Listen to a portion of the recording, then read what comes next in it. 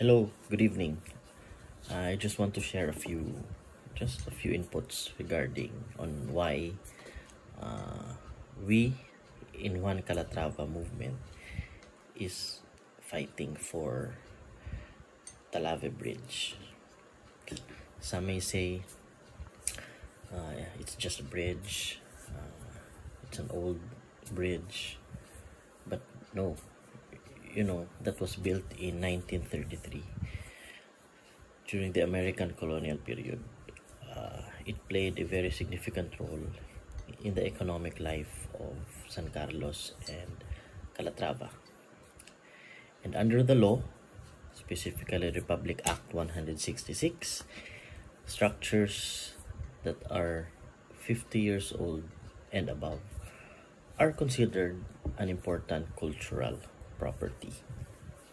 Therefore, the Talave Bridge is an important cultural property of the Philippines. Therefore, it should be preserved. So, I don't know if DPWH is misinformed and the LGUs as well.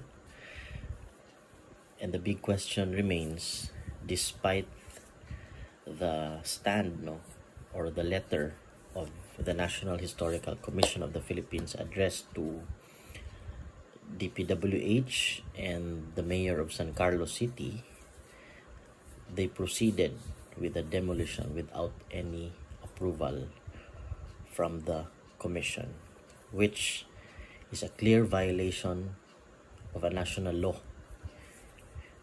Worse, there was a new law passed just last year strengthening the cultural and heritage law of the Philippines. And ironically, this happened in Negros, specifically in San Carlos and Calatrava, where the bridge is located.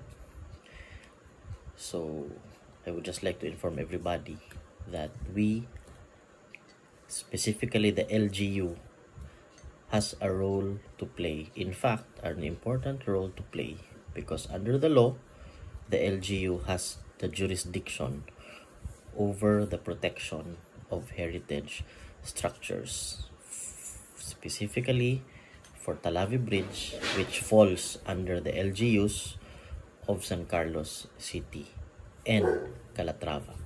So again, thank you. This is Andoni from One Calatrava movement.